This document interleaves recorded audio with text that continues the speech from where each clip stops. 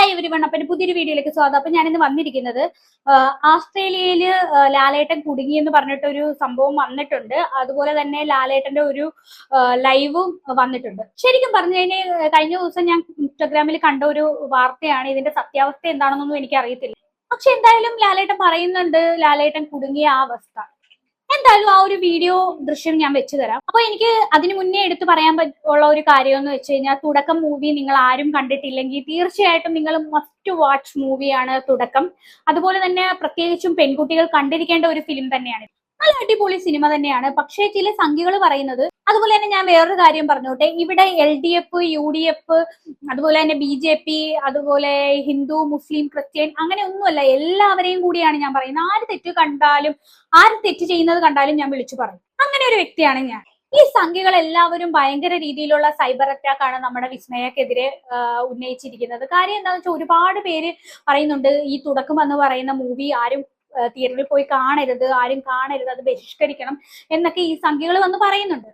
പക്ഷെ അതെന്തിനെന്ന് അറിയാത്ത കുറെ പേരുണ്ടാവും. അതെന്തിനാണെന്ന് വെച്ച് കഴിഞ്ഞാൽ, ഡൽഹിയിൽ ഒരു സമരം നടന്നായിരുന്നല്ലോ, അതിന് വിസ്മയ സപ്പോർട്ട് നിന്നുകൊണ്ട് ഒരു പോസ്റ്റ് ഇട്ടിട്ടുണ്ടായിരുന്നു. അതിന് വേണ്ടിയിട്ടാണ്, അങ്ങനെ ഒരു കാര്യത്തിന് വേണ്ടിയിട്ടാണ്, അങ്ങനെ ചെയ്തതിന് വേണ്ടിയിട്ടാണ് വിസ്മയ്ക്കെതിരെ ഇവരെല്ലാവരും നിൽക്കുന്നത്. പിന്നെ ഞാൻ ഈ സംഖ്യകളോടായിട്ട് ഒരു കാര്യം പറയാണ്. ഇന്ത്യ രാജ്യമാണ്, ആർക്ക് വേണമെങ്കിലും ആരെയും സപ്പോർട്ട് ചെയ്യും. ദയവ് ചെയ്ത് നിങ്ങൾ എല്ലാവരും ആ ഒരു സിനിമ പോയി കാണണം. കാര്യം നിങ്ങൾക്ക് എല്ലാവർക്കും ഇഷ്ടപ്പെടും. അതുപോലെ തന്നെ എല്ലാ പെൺകുട്ടികളും മസ്റ്റ് വാച്ച് മൂവി തന്നെയാണിത്. നിങ്ങൾ ലാലേട്ടന്റെ മകളുടെ ആ ഡ്രസ്സിങ് സ്റ്റൈൽ ഒന്ന് ശ്രദ്ധിച്ചിട്ടുണ്ടോ? എന്ത് മാന്യമായ രീതിയിലാണ് ലാലേട്ടന്റെ മകള് ഡ്രസ്സ് ഇടുന്നതെന്നൊന്നും ആലോചിച്ച് നോക്കിയേ. നിങ്ങൾ കണ്ടിട്ടുണ്ടോ ഒരു വൾഗറായിട്ട്? പക്ഷെ ഞാൻ ഇതുവരെ കണ്ടിട്ടില്ല കേട്ടോ. ഉണ്ടെന്നുണ്ടെങ്കിൽ നിങ്ങൾ അതിന്റെ സ്ക്രീൻഷോട്ട് എടുത്തിട്ട് കമന്റ് ആയിട്ട് ഇടുകയോ അങ്ങനെ വല്ലതും ചെയ്യണം. കാര്യം എന്താണെന്ന് വെച്ച് കഴിഞ്ഞാൽ ഞാൻ കണ്ടിട്ടില്ല, അതുകൊണ്ടിട്ട് പറയുവാണ്. പിന്നെ വേറൊരു കാര്യം, പുള്ളിക്കാരിനെ കുറിച്ച് പറയാനുള്ളതെന്ന് വെച്ചാൽ, ഇത്രയും വലിയൊരു മഹാനടന്റെ മകളാണ്. അപ്പൊ ആ പുള്ളിക്കാരി ഇങ്ങനത്തെ നല്ല നാടൻ വസ്ത്രം, അതുപോലെ തന്നെ നല്ല നീറ്റ് ആൻഡ് പെർഫെക്റ്റ് ആയിട്ടുള്ള ഒരു എന്താണ് വൾഗർ അല്ലാത്ത ഒരു ഡ്രസ്സൊക്കെ ഇട്ട് കാണുമ്പോൾ ഭയങ്കര സന്തോഷം തോന്നുന്നുണ്ട്. ഇവർക്ക് എത്രത്തോളം രൂപയാണ് ഇവരുടെ കയ്യിലുള്ള, ഒരുപാട് പൈസയുള്ള ആൾക്കാരാണ് ഇവര്. അവർക്ക് ഏതൊക്കെ രീതിയിൽ വരാം, നിങ്ങളൊന്ന് ആലോചിച്ച് നോക്കിയേ. വിസ്മയ മോഹൻലാലിന്റെ ഡ്രസ്സിംഗ് എന്ന് പറഞ്ഞാൽ ഭയങ്കര മാന്യതയുണ്ട് കേട്ടോ.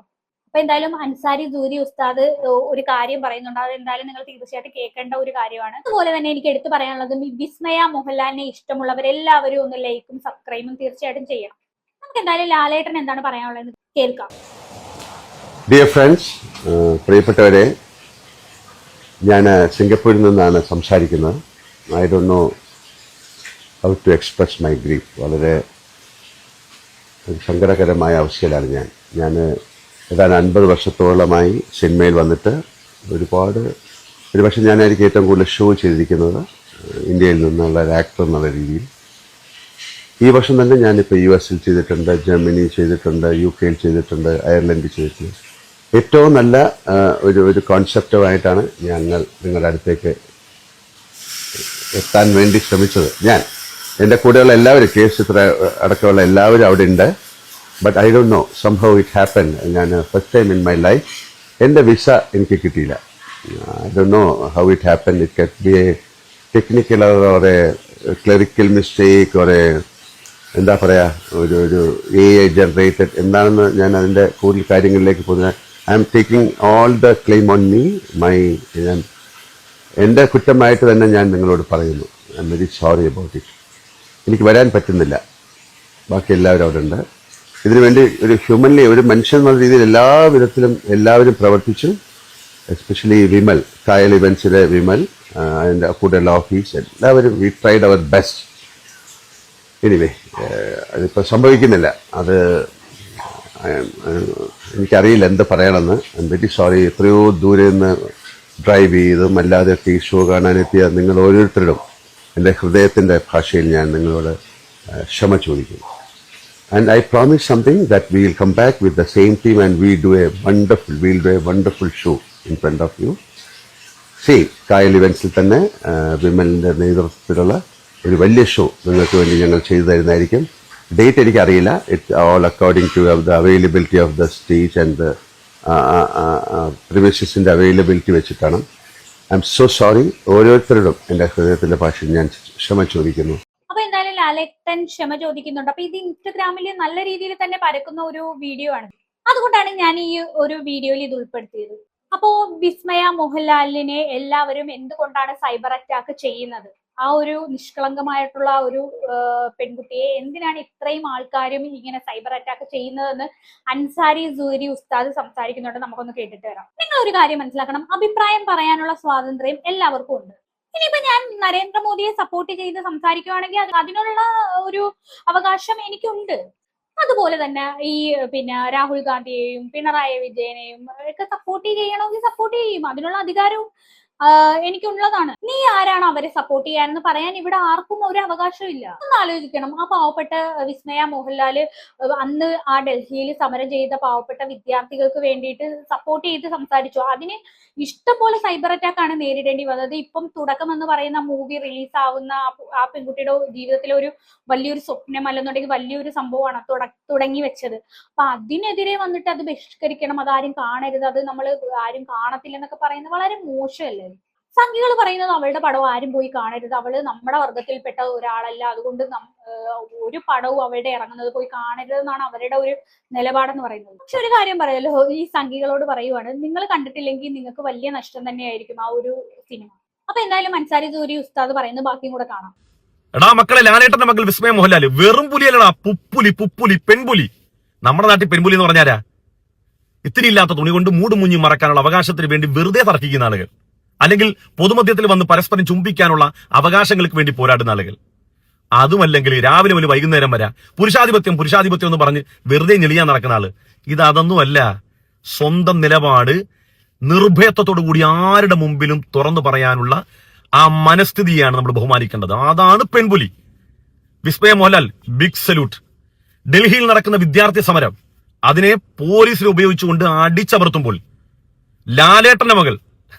ലാലേട്ടന്റെ മകളായതുകൊണ്ടാണ് നമ്മൾ പ്രത്യേകം എടുത്ത് പറയുന്നത്. ലാലേട്ടന്റെ മകൾ വിസ്മയ മോഹൻലാൽ വന്നിട്ട് പറഞ്ഞു, ഭരണഘടന നിലനിൽക്കുന്ന രാജ്യത്ത്, ജനാധിപത്യ വ്യവസ്ഥയിൽ, ജനാധിപത്യ വിശ്വാസികളാൽ അവർ വോട്ട് ചെയ്തിട്ട് തെരഞ്ഞെടുക്കപ്പെടുന്ന ഒരു ഭരണകൂടം നിലനിൽക്കുന്ന രാജ്യത്ത് വോട്ടർമാർ തന്നെ, അവരിലെ വിദ്യാർത്ഥി സമൂഹം, യുവസമൂഹം അവരുടെ ഒരു പ്രശ്നത്തെ അഡ്രസ് ചെയ്തുകൊണ്ട് നടത്തുന്ന സമരത്തെ ഈ രൂപത്തിലാണോ അടിച്ചമർത്തുന്ന ഒറ്റ ചോദ്യമേ ചോദിച്ചുള്ളൂ.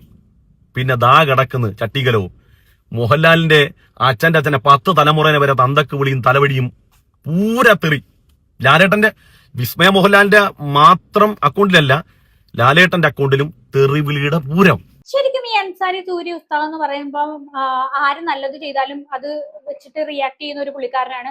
അപ്പൊ ആരിപ്പൊ ഞാൻ നല്ലത് പറഞ്ഞാലും പുള്ളിക്കാരൻ എന്നെ വെച്ചിട്ട് പിന്നെ ഒരു റിയാക്ഷൻ വീഡിയോ ചെയ്യും നല്ലത് പറയുന്നത് കൊണ്ട്. അതുപോലെ തന്നെ വിസ്മയ മോഹൻലാലിനെയും പറഞ്ഞു, അത് അദ്ദേഹം അങ്ങനെ ഒരു മനുഷ്യനാണ്. തെറ്റ് കണ്ടാൽ തെറ്റും പറയും. അൻസാരി ഉസ്താദിനോടാണ് ഇപ്പൊ എല്ലാവർക്കും ദേഷ്യം, സംഘികൾക്ക്. അൻസാരി ഉസ്താദ് അങ്ങനെ അവളെ പറഞ്ഞില്ലേ വിസ്മയായ, അങ്ങനെ എന്തിനാണ് പറഞ്ഞത്, അങ്ങനെ ഇങ്ങനെയെന്നൊക്കെ പറഞ്ഞുകൊണ്ട് അൻസാരി ഉസ്താദിന്റെ മേലെയാണ് ഇപ്പൊ കയറിക്കൊണ്ടിരിക്കുന്നത്. അപ്പൊ ഈ സംഘികളോട് പറയാനുള്ള ഒരു ഒറ്റ കാര്യമേ ഉള്ളൂ, നിങ്ങളൊന്ന് ആലോചിച്ച് നോക്ക്. നമ്മൾ കൂടിപ്പോയ ഒരു 50 60 വയസ്സ് വരെ ജീവിക്കും. ഇപ്പൊ കുറെ നിങ്ങളുടെ ഏജ് കുറെ കഴിഞ്ഞിട്ടുണ്ടാവും. ആകെ ഇനി കൂടിപ്പോയ കുറച്ച് നാളെയൊക്കെ കാണത്തുള്ളൂ. അപ്പൊ എന്തിനാണ് ഈ മതത്തിനെതിരെയും ജാതിക്കെതിരെയും ഒക്കെ വിദ്വേഷം കൊണ്ട് നടക്കുന്നതെന്നാണ് ഞാൻ ആലോചിക്കുന്നത്. അല്ല, നിങ്ങളുടെ മൈൻഡിൽ എന്തോ ഈ 1000 വർഷം നിങ്ങൾ ഇവിടെ ജീവിക്കുക എന്നുള്ള ഒരു മൈൻഡിലാണോ നിങ്ങൾ നിൽക്കുന്നത്? എന്തിനാണ് ജാതിയും മതവും, ഹിന്ദു, മുസൽമാൻ, അതുപോലെ ക്രിസ്ത്യൻസ്, അതുപോലെ തന്നെ ഈ ജാതികളും രാഷ്ട്രീയത്തിലും ഒക്കെ ഇങ്ങനെ വേർതിരിവ് കാണിച്ച് ജീവിക്കുന്ന എന്തിനാണ്? എല്ലാവരെയും ഒന്നായിട്ട് കാണാൻ പഠിക്കാതെ ഒന്ന് ആലോചിച്ച് നോക്കി. അങ്ങനെ ഉണ്ടെങ്കിൽ എന്തൊരു സമാധാനവും സന്തോഷമായിരിക്കും നമുക്ക് എല്ലാവർക്കും ഉണ്ടാവുക. എല്ലാരെയും ഒരേ കണ്ണിൽ ഒരേപോലെ കാണാൻ പറ്റുവാണെങ്കിൽ. എന്തായാലും ബാക്കി കൂടെ കണ്ടിട്ട് വരാം. ലാലേട്ടൻ എമ്പുരാൻ കഴിഞ്ഞൊന്ന് സമാധാനത്തെ വന്നത്. ഇപ്പൊ അദ്ദേഹത്തിന് വീണ്ടും ഇനിയിപ്പോടെ അദ്ദേഹം തീവ്രവാദപ്പെട്ടില്ലാവും. ഇനിയിപ്പോ ഇതിനകത്ത് വിസ്മയ മോഹൻലാൽ രക്ഷപ്പെട്ട ഒരു എലമെന്റ് ഉണ്ട്, എന്തറിയോ? വിസ്മയ എന്നുള്ള പേരുമുണ്ട്, ലാലേട്ടന്റെ മകളായതുകൊണ്ട്. ഞാൻ ആലോചിക്കുകയാണ്, ആ പെൺകുട്ടിയുടെ എങ്ങാനും പേര് ഇപ്പൊ മലയാളത്തിൽ ഏതെങ്കിലും ഒരു സിനിമ നടൻ, അദ്ദേഹത്തിന് യാതൊരു മതവുമായി യാതൊരുവിധ ബന്ധവുമില്ലെന്ന് വിചാരിക്കുക, അദ്ദേഹത്തിന്റെ പേര് മുസ്ലിം പേരാന്ന് വിചാരിക്കുക. ഞാൻ എരവാദം പറയണേ അങ്ങനെ തന്നെ. വിസ്മയ എന്നുള്ള സ്ഥാനത്ത് സുമയ്യ ആയിരുന്നെങ്കിൽ ആ പ്രശസ്ത നടനോട് പറയുന്ന വർത്തമാനം, ഡാ മോനെടാ, നീ ഒരു പാകിസ്ഥാനിലേക്ക് മോക്കൊരു ടിക്കറ്റ് എടുത്തോട്, നിങ്ങളുടെ തറവാട്ടുകാരെല്ലാം അവിടെ ഉണ്ടെന്ന് പറയില്ലേ? ഞാൻ പറഞ്ഞതിൽ തെറ്റുണ്ടോ? വിസ്മയുടെ സ്ഥാനത്ത് സുമയ്യ ആയിരുന്നെങ്കിൽ ടിക്കറ്റ് പാകിസ്ഥാനിലേക്ക് എടുക്കാൻ പറയും. പക്ഷെ ഇവിടെ വിസ്മയ രക്ഷപ്പെട്ടു. എന്തുകൊണ്ടാ? വിസ്മയ എന്നുള്ള പേരും ലാലേട്ടൻ അവരുടെ അച്ഛനായതുകൊണ്ട് രക്ഷപ്പെട്ടു. ഏതായിരുന്നാലും വലിയ സന്തോഷമുണ്ട്. നമ്മുടെ രാജ്യത്ത് നമ്മുടെ വിദ്യാർത്ഥി സമൂഹത്തെ ഇത്രയധികം അടിച്ചമർത്തുന്ന ഒരു കാലഘട്ടത്തിൽ അവർക്ക് നിലപാട് പറയാൻ കഴിയുന്നില്ല. നമ്മുടെ യുവസമൂഹത്തെ സ്വപ്നം കാണാൻ പഠിപ്പിച്ച ഒരു രാഷ്ട്രപതി നമുക്കുണ്ടായിരുന്നു, അറിയോ? APJ അബ്ദുൽ കലാം. നമ്മുടെ യുവസമൂഹത്തെ കിനാവ് കാണാൻ പഠിപ്പിച്ച ആ സമൂഹത്തെ വർത്തമാന കാലഘട്ടത്തിൽ അടിച്ച് തലപൊളിച്ച് രക്തം ചിന്തുമ്പം നമ്മൾ ഈ രാജ്യത്തെ ഏത് വ്യവസ്ഥയിലാണ് വിശ്വസിക്കേണ്ടത്? ഇവിടുത്തെ ഭരണഘടനയും ഇവിടുത്തെ നിയമവാഴ്ചയൊക്കെ എന്തിനു വേണ്ടിയുള്ളതാണ് നമ്മൾ ഒരു നിമിഷം ചിന്തിച്ചു പോകില്ലേ? ഏതായിരുന്നാലും വിസ്മയ മോഹൻലാൽ, ഇപ്പൊ നിങ്ങൾ തെറി കേട്ടാലും ആക്ഷേപം കേട്ടാലും നാളെ നിങ്ങളെ സമൂഹം ഓർക്കും ഈ നിലപാടിന്റെ പേരിൽ.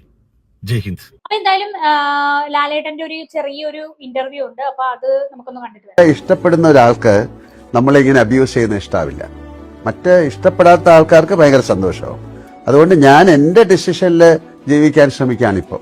പണ്ട് ഒരുപാട് കാലങ്ങൾ മറ്റുള്ളവർക്ക് വേണ്ടിയിട്ട് അവരുടെ ഡിസിഷനിൽ നമ്മൾ ഭയങ്കരമായിട്ട് ഹെൽപ്പ് ചെയ്തിരുന്നു.